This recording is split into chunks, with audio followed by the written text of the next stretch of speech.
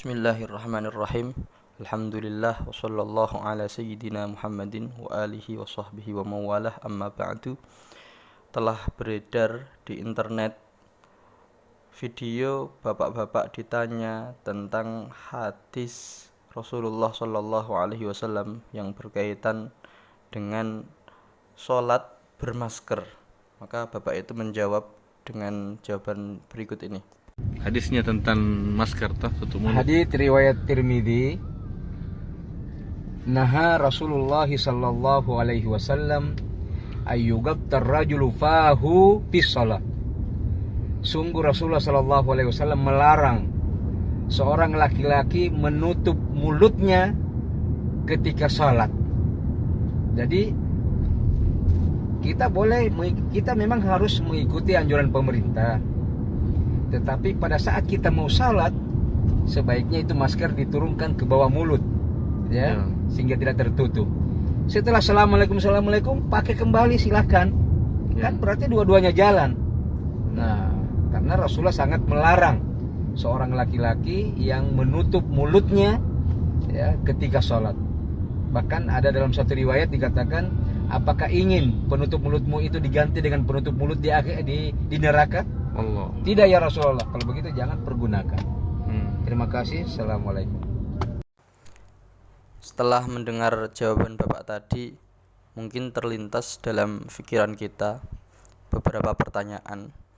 Di antaranya, apakah hukum sholat mengenakan masker?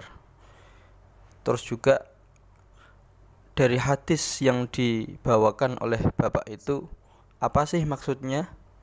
Nah, di sini mari kita langsung nyimak, ya, kalamnya Syekh Nawawi Al-Bantani yang ada di kitab Kashifatus Saja, Syarah Safinatin Najah.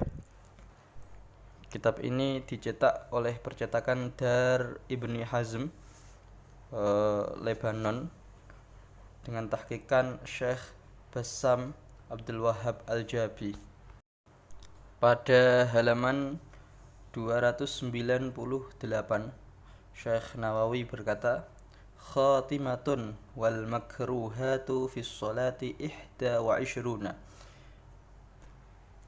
Kemakruhan yang ada di sholat ada 21.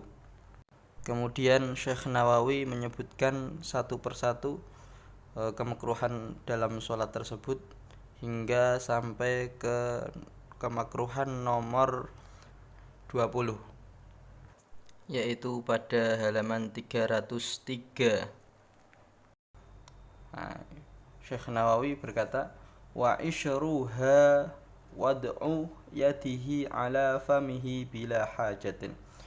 Kemakruhan dalam sholat yang nomor 20 adalah meletakkan tangan di atas mulutnya bila hajah, tanpa ada keperluan. Fa in kana laha kama idza tasa'aba fala karahata. Maka apabila terdapat suatu hajah, suatu keperluan, sebagaimana seperti orang yang mau angop atau menguap, ya, maka fala karahata, maka tidak ada kemakruhan. Bal yustahabbu dzalika, bahkan malahan justru disunnahkan untuk menaruh tangan di atas mulutnya. Wa yusannu ayyakunal mawdu'a al-yadul yusra wal aula dhahruha kama afta bidzalika Syekhuna Abdul Ghani. Saat menaruh tangan di atas mulut, itu sunnahnya adalah yang ditaruh di mulut adalah tangan kiri. Nah, terus yang lebih utama adalah luarnya tangan kiri, bukan dalamnya, ya. Sebagaimana yang telah difatwakan oleh Syekhuna Abdul Ghani. Kemudian yang nomor 21 dari kemakruhan yang ada di dalam sholat, wahati usyraiha talassumun li rajulin wa huwa taghtiyatul fami wa tanaqqubun li ghairihi wa huwa taghtiyatu ma zada 'alal fami minal wajhi. Nah, yang nomor 21 adalah talassum. Talassum bagi seorang laki-laki. Talassum itu menutup mulut dengan suatu kain ya. Wa huwa taghtiyatul fam. Nah, talassum adalah menutup mulut dengan suatu kain. Wa tanaqqubun li ghairihi, niqab ya. Niqab bagi selain laki-laki yaitu perempuan. Niqab itu apa? Wa huwa taghtiyatu ma zada 'alal fami minal wajhi, yaitu menutup mulut dan yang di atas mulut termasuk hidung, terus pipi itu ditutup. Nah, ini namanya niqab. Kenapa talassum atau menutup mulut bagi laki-laki dimakruhkan dan memakai niqab bagi perempuan dimakruhkan? Nah, ini dalilnya. Linnahyi anil awal. Yang pertama yaitu menutup mulut bagi laki-laki, ini ada dalil nas hadis yang melarang hal tersebut. Wa qisa bihi as-sani. Kemudian yang niqab dimakruhkan bagi perempuan karena dikiaskan kepada yang pertama tadi. Qala Ibnu Hajar fil Manhajil Qawim. Nah, perkataan ini diucapkan oleh Imam Ibnu Hajar dalam kitab Al-Manhaj Al-Qawim.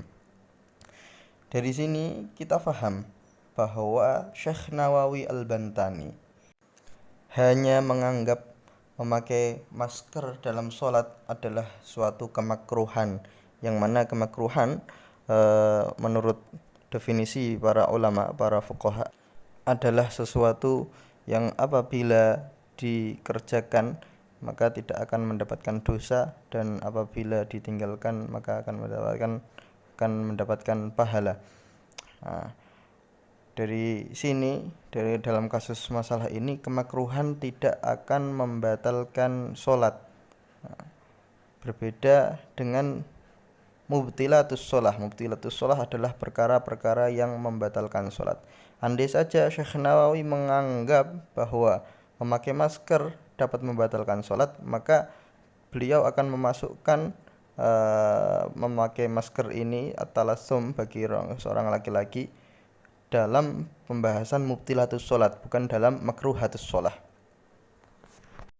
Kemudian juga saat Syekh Nawawi Bantan membahas tentang kemakruhan menutup mulut dalam sholat, ini beliau menggantungkan kemakruhannya dengan tidak adanya suatu hajat atau keperluan.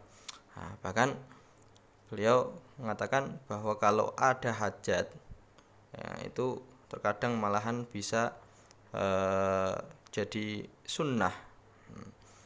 Maka untuk at-talassum atau memakai masker bagi seorang laki-laki dan memakai niqab bagi seorang perempuan, ini kalau dikiaskan terhadap menutup mulut dengan tangan, maka nanti ada hasilnya seperti ini, bahwa memakai masker apabila karena suatu hajat, suatu keperluan, maka hukumnya tidak makruh lagi, akan tetapi jawaz atau diperbolehkan, bahkan bisa masuk kategori sunnah.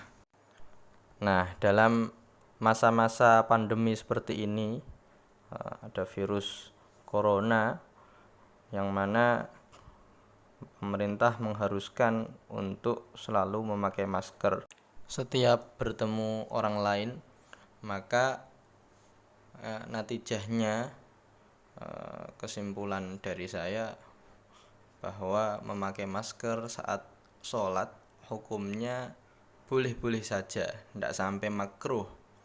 Nah, bahkan mungkin malahan bisa jadi mustahab atau sunnah, atau bahkan malahan kalau jika membuka masker dapat membahayakan orang lain, bahkan hukumnya bisa wajib. Nah, ini sekian dari saya. Shallallahu ala sayyidina Muhammadin wa ala alihi wa sahbihi wasallam, walhamdulillahi rabbil alamin.